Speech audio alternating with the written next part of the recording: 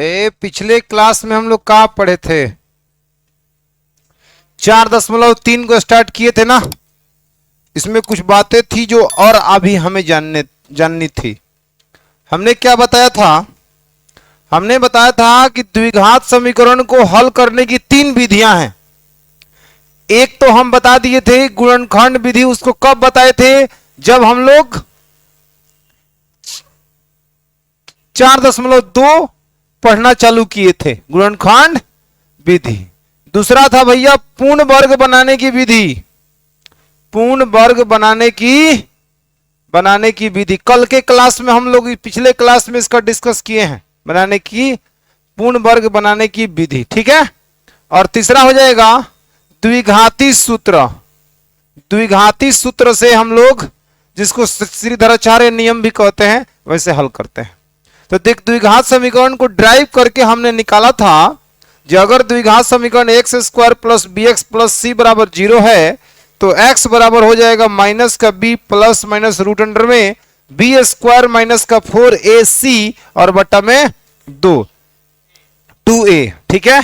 यह द्विघात समीकरण का सूत्र था जिसे हम लोग श्रीधराचार्य नियम भी कहते हैं, और सन 1025 में इसको दिया गया था श्रीधराचार्य जी के द्वारा। अब इसमें एक और बात हम लोग नया जाने थे, जब अगर द्विघात समीकरण x square plus B x plus C है तो बी स्क्वायर माइनस 4ac को विविक्तर कहते हैं। ये भी पिछले क्लास में हमने बताया था कि d बराबर में होता है बी स्क्वायर माइनस का 4ac। ठीक ना। और जब d बराबर बी स्क्वायर माइनस 4ac होता है तो सर x बराबर में हो जाएगा, तब इस हिसाब से इसका दूसरा रूप माइनस का b plus minus root under में d और बटा में कितना 2a। अब सारा दारोमदार किस पर है बाबू? d पर। d क्या करेगा? सब इसका कुंडली खोल देगा। कल ही बात हम किए थे, हम बताए थे जो d को खाली अगर d अगर पता रहे अच्छे से तो हम पता कर सकते हैं ये द्विघात समीकरण, कोई भी द्विघात समीकरण है उसके जो हल होते हैं जिसको हम लोग मूल कहते हैं, वह क्या आएगा, कब अलग अलग आएगा, कब एक समान आएगा और कब उसका हल ही नहीं होगा। ठीक है। तो देखिए, यह d का मान परिभाषित तब होता है जब d का मान 0 से का हो, बड़ा हो या 0 के बराबर हो। माने कोई भी रूट के अंदर संख्या है, अगर 4 है तो आप वर्गमूल 2 निकाल दोगे, 0 है तो आप इसका वर्गमूल 0 निकाल दोगे, लेकिन -1 का वर्गमूल निकाल पाओगे? ऐसा नहीं होता है कि माइनस को हम बाहर कर देंगे, बिल्कुल नहीं। माइनस यह एक काल्पनिक संख्या हो गया, इसको हम लोग वास्तविक संख्या की श्रेणी में नहीं लाते हैं। वास्तविक संख्या में रूट के अंदर जो भी होता है वो प्लस में होता है, चाहे वर्गमूल निकले या नहीं निकले, लेकिन वो किस में होता है? प्लस में। तो जैसे ही अगर d का मान किसी भी द्विघात समीकरण में अगर d का मान 0 से छोटा हुआ तो इसका मतलब हो गया कि माइनस में आएगा, ऋणात्मक हो जाएगा। और जब वो माइनस में होगा तो उसका हल संभव नहीं होगा। तो 1 2 3 बातें हम आपको 3 बातें इसमें लिखवाएंगे, ठीक ना। और 3 बातों से स्पष्ट हो जाना चाहिए। अब कहो सर इसका कोई प्रूफ दीजिए, प्रूफ ही हम आपको दे रहे हैं यहां पे। जो d का मान 0 के बराबर होना चाहिए या 0 से बड़ा होना चाहिए। 0 से छोटा अगर माइनस में हुआ कि मामला गड़बड़ हुआ, क्योंकि उसका हल संभव नहीं होगा। आगे बढ़े। तो अब क्या हमें लिखना है, आप लिखिए, यहां पॉइंट बना के लिखिए, उसके बाद सीधे चैप्टर में चलेंगे हम। द्विघात समीकरण ax square plus bx plus c बराबर में कौची 0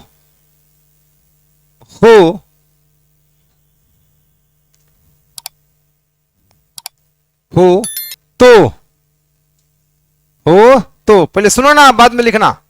हो तो यदि d बड़ा हो 0 से, मैंने d निकालिएगा, इसमें का विवेचक निकालिएगा। कैसे? B square minus 4ac। अगर हम d बोल रहे हैं तो आप समझ पा रहे हो ना, जो बी स्क्वायर माइनस 4ac का बात हो रहा है, कोई दिक्कत नहीं ना इसमें। तो d यदि d का मान 0 से बड़ा हो, यदि d 0 से बड़ा हो तो मूल मतलब जो x का जो मान आता है जिसको हल कहते हैं हम लोग, उसे क्या कहते हैं? मूल कहते हैं ना। तो मूल वास्तविक और तो मूलों का अस्तित्व, ऐसा लिख देते हैं, तो मूलों का अस्तित्व होगा मूलों का अस्तित्व होगा। अस्तित्व होने का मतलब क्या है जी? मूलों का अस्तित्व होगा तथा मूल वास्तविक और भिन्न होंगे, तथा मूल वास्तविक और भिन्न होंगे, वास्तविक और भिन्न होंगे। ध्यान से, वास्तविक और भिन्न होंगे। इसका क्या मतलब है, क्या मीनिंग है जी? अगर आप किसी भी द्विघात समीकरण को हल करने से पहले विवेचक निकालते हैं, तो अगर वो विवेचक का मान डी का मान 0 से बड़ा हुआ तो उसके मूलों का अस्तित्व होगा। अस्तित्व होने का मतलब है कि उसका मूल हम निकाल सकते हैं। मूलों का अस्तित्व होगा, अस्तित्व होगा तभी हम निकाल पाएंगे, तो अस्तित्व है। तथा मूल वास्तविक और भिन्न होंगे, माने मूल वास्तविक मतलब क्या? स्पष्ट रूप से आएगा, मान उसका आएगा, और भिन्न माने अलग अलग आएगा। जो भी आंसर आएगा वो अलग अलग आएगा। ठीक। दूसरी बात, यदि d का मान 0 के बराबर हो, d बराबर 0 हो, तो मूलों का अस्तित्व होगा। यहां भी मूलों का अस्तित्व होगा, मूलों का अस्तित्व होगा। मूलों का क्या होगा बाबू? अस्तित्व होगा। और तथा मूल वास्तविक और समान होंगे, तथा मूल वास्तविक और समान होंगे। इसका क्या मतलब है? वास्तविक और समान होंगे। ठीक है, वास्तविक और समान होने का मतलब है कि इसका भी आंसर आएगा, ठीक ना? और वास्तविक संख्या होगा, वास्तविक मान होगा, और दोनों आंसर समान आएगा। कब? जब d का मान 0 आ जाएगा तब। और लास्ट तीसरा है भैया, यदि d लेस देन 0, 0 से छोटा हो तो मूलों का अस्तित्व नहीं होगा। मूलों का अस्तित्व नहीं होगा। अस्तित्व नहीं होने का मतलब संभव ही नहीं है निकलना। मूलों का अस्तित्व नहीं होगा तथा इसका कोई हल नहीं होगा, तथा इसका कोई हल नहीं होगा, अर्थात मूल काल्पनिक होगा, कह सकते हैं। अर्थात मूल क्या होगा बाबू? काल्पनिक होगा। मूल काल्पनिक होगा। खत्म हो गया कहानी। लो, ये 3 बातों को दिमाग में रखो। इसके बाद क्वेश्चंस को देखो हम कैसे आसानी से बना रहे हैं। सबसे पहले कहेगा ये कि द्विघात समीकरण का यदि मूलों का अस्तित्व हो तो इसे द्विघाती सूत्र से हल करें या पूर्ण वर्ग बनाने के विधि से हल करें, और वहां हम निकालेंगे डी का मान, और तब उसके बाद डी कहेगा, जो इंफॉर्मेशन देगा उसके बाद हम उसको हल करके देखिएगा कि लास्ट में शुरू में जो इंफॉर्मेशन डी देगा वही चीज को फॉलो करेगा आपका द्विघात समीकरण। आप पहले इतना नोट करिए। अबे हम चलते हैं क्वेश्चन पे।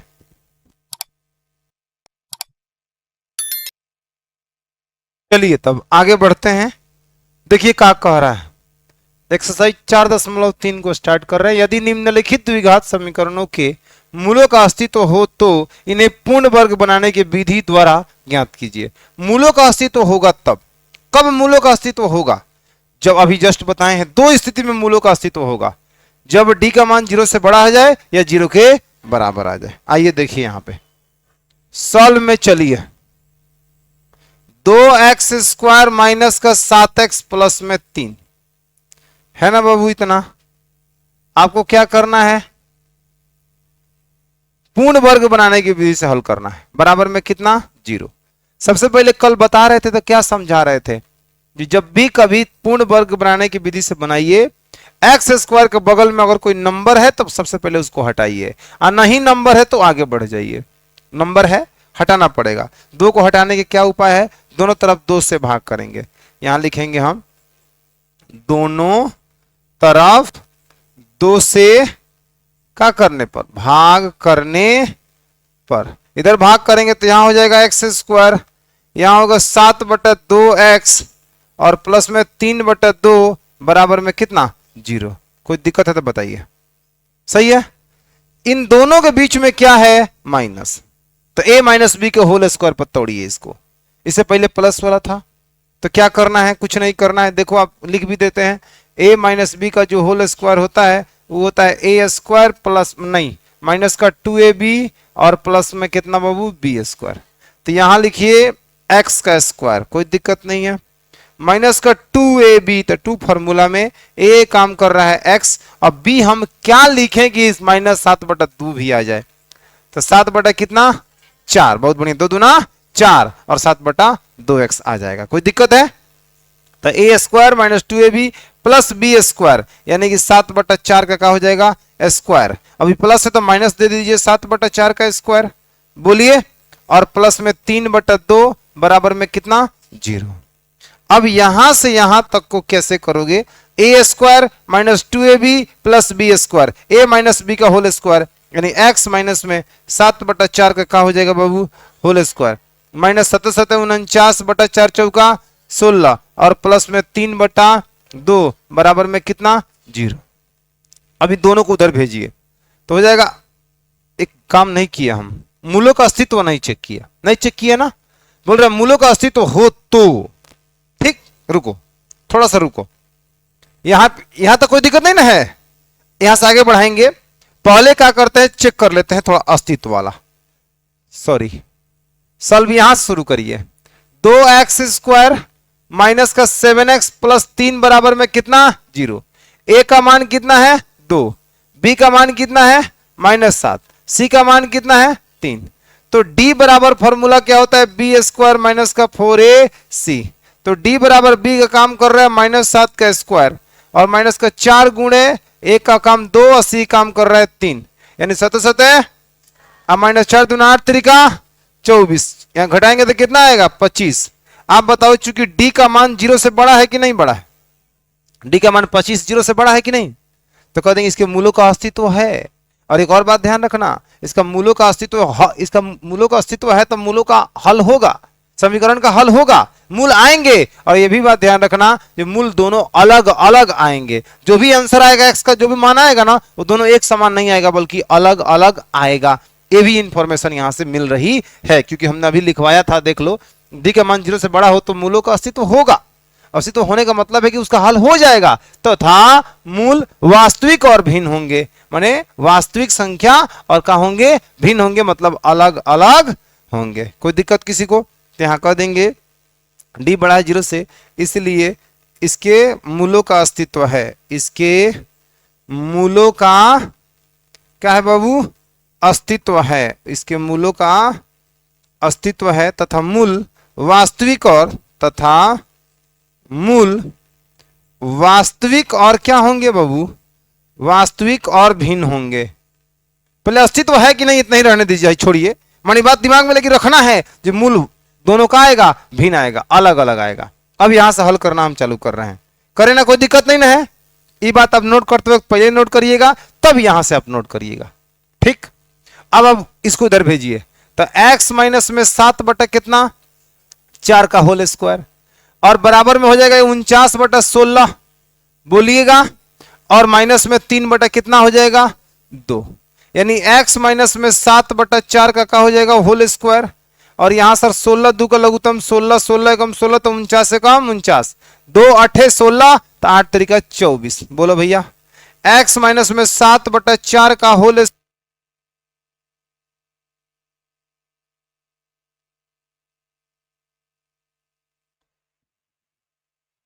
देखो बाबू 49 में से 24 जाए कितना होगा 25/16, इसको ज्यों को त्यों लिखे हैं।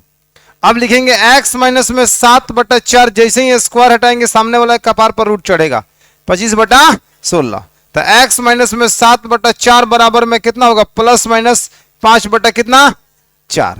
अब हम इसको क्या करेंगे बताइए, जब जब वाला खेल देखते हैं, यहां पे लिख रहे हैं जब x माइनस में 7/4 बराबर में 5/4 प्लस 5/4, बोलो उधर भेज देंगे। x बराबर में 5/4 प्लस 7/4, यानी x बराबर में 7 5 12/4, यानी x का मान कितना होगा 3। फिर करेंगे जब x माइनस में 7/4 बराबर में माइनस का 5/4, बताना बाबू, एक बार माइनस ले रहे हैं उधर भेजेंगे। तो x बराबर होगा माइनस का 5/4 प्लस में 7 कितना 4। x बराबर में कितना होगा 2/4 यानी 2 दूना 4। x का मान 1 कितना आएगा 2। देखो दोनों मूल अलग अलग आया है कि नहीं आया है, एगो 3 है तो एगो 1/2 है। अगर d का मान 0 हुआ रहता ना तो दोनों एक समान आता। क्लियर है, ये क्वेश्चन पूछेगा, ऑब्जेक्टिव में पूछा हुआ है। d बराबर 0 हो तो मूल होंगे वास्तविक काल्पनिक ऐसे करके पूछा है। वास्तविक समान, ठीक ना, वास्तविक असमान, काल्पनिक समान, काल्पनिक असमान। तभी बात को दिमाग में रखिएगा। d का मान 0 से बड़ा तो काल्पनिक वास्तविक और असमान, वास्तविक और असमान। अगर d का मान 0 के बराबर तो वास्तविक और समान, वास्तविक और समान। दिमाग में रहेगा, नोट करिए इसको। नेक्स्ट क्वेश्चन देखो तो, बनाओगे तुम लोग, ट्राई करो।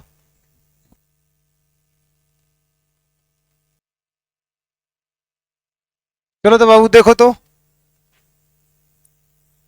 2x² प्लस x माइनस 4 बराबर 0। a का मान 2 होगा, b का मान 1 होगा और c का मान -4 होगा। d बराबर में b² माइनस का 4ac होगा, होता है ना। b का मान 1 है और 4, a का मान 2 है और c का मान 4 है। यानी कि हो जाएगा 1 माइनस 4 चौको 16 दूना -4 तो माइनस माइनस प्लस 4 चौका 16 दूना 32। 32 को ये कितना होगा, चूंकि d का मान 0 से का है बड़ा है, इसलिए इसके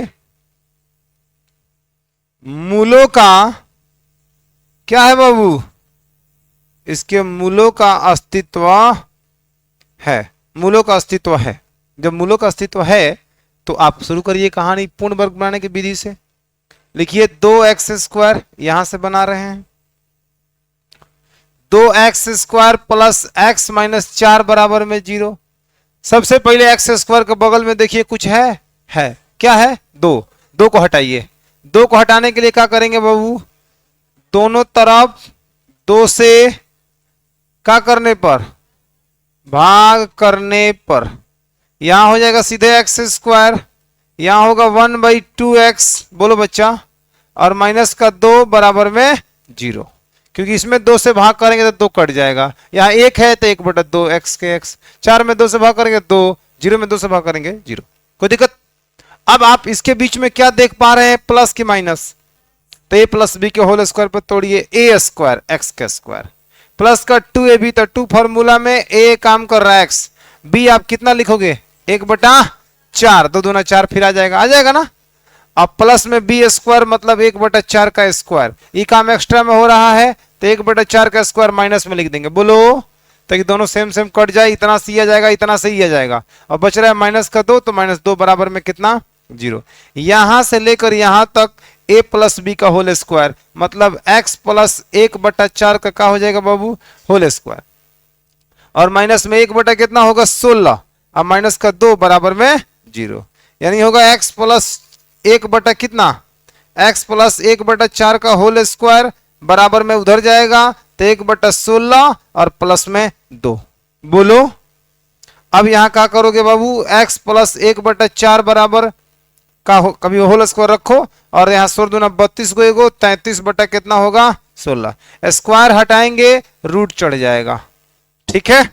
यानी हो जाएगा x प्लस 1/4 बराबर में रूट अंडर में कितना होगा 33 बटा में कितना 16, यानी x प्लस 1/4 बराबर में प्लस माइनस रूट अंडर में 33, क्योंकि 33 का वर्गमूल नहीं निकलेगा लेकिन 16 का वर्गमूल निकल जाए कितना 4। अब आप जब वाला कहानी करिए, यहां लिखिए जब x प्लस 1/4 बराबर में रूट अंडर में 33/4, बोलो बाबू किसी को कोई दिक्कत है, इसको उधर भेजोगे तो x बराबर होगा रूट अंडर में कितना 33/4 माइनस में 1/4, तो यहां फाइनली हर समान है तो रूट अंडर में 33 माइनस 1/4 x का यही मान है। इतना खड़ूस इतना गंदा मान आया है। अगर तुमसे कह दिया जाए सर गुणनखंड विधि से तोड़ो, तुमसे नहीं टूट पाएगा, दिखा दे। लास्ट और फर्स्ट में गुणा करोगे कितना आएगा, माइनस का 8x²। बीच वालों को ऐसे दो पार्टों में तोड़ो ना थोड़ा, जिसको घटा के x आ जाए, गुणा करने पे 8 आ जाए, मर जाओगे तब वो नहीं आएगा। समझ में आया? अब कहो सर ऐसा बात नहीं है कि आप बोल रहे हैं मर जाएगा तब वो नहीं आएगा ना, मतलब एक ही मान होगा x का, एक और इसके जैसा होगा, उसको सोच पाओगे, वहां पे लिखना पसंद करोगे? तो ये द्विघात पूर्ण वर्ग विधि इसीलिए बनाया गया, द्विघाती सूत्र इसीलिए बनाया गया जहां गुणनखंड विधि का भी एक सीमा है। उस सारे द्विघात समीकरणों को हम गुणनखंड विधि से नहीं हल कर सकते हैं, उसका भी एक सीमा है। उस सीमा के बाद से वो नियम फेल हो जाएगा, फिर दूसरा नियम लगाना पड़ेगा, जैसे यहां पे आप समझ सकते हो। क्या ऋषि कुमार सही बोल रहे हैं ना? हाँ, नींद आ रहा है का? नहीं आ रहा है? हम आएंगे तो नींद आने लगेगा, भागेगा नहीं, आ जाएगा। और समझ में आ रहा है बाबू? तो पूर्ण वर्ग बनाने का विधि का ये फायदा है कि जहां गुणनखंड विधि नहीं पहुंच पाता है, वहां से पूर्ण वर्ग बनाने की विधि मोर्चा संभालता है और द्विघाती सूत्र मोर्चा संभालता है, और आराम से हम सवालों का कर लेते हैं, बना लेते हैं। और दूसरा कंडीशन लगाइए, जब x + 1/4 बराबर में माइनस का √33 बटा कितना होगा 4, उधर भेजेंगे x बराबर में -√33 बटा में 4 माइनस में 1 बटा कितना 4, हर समान है कि नहीं है? है ना? तो यह होगा माइनस का √33 माइनस 1 और बटा में कितना 4। तो एगो आपका x का मान निकलेगा क्या, एगो x का मान, एगो मूल जो होगा इसका मूल होगा, वो मूल कितना कितना होगा, एक होगा √33 माइनस में 1 बटा 4 और एक होगा माइनस का √33 माइनस में 1 बटा में कितना 4। यही आपका आंसर होगा। समझ में आया? नोट करिए, आज आगे ट्राई करोगे, इसके बाद 2 क्वेश्चन है, आप वैसे ही हल करके मान निकाल लीजिएगा। आज इतना ही रहने दीजिए।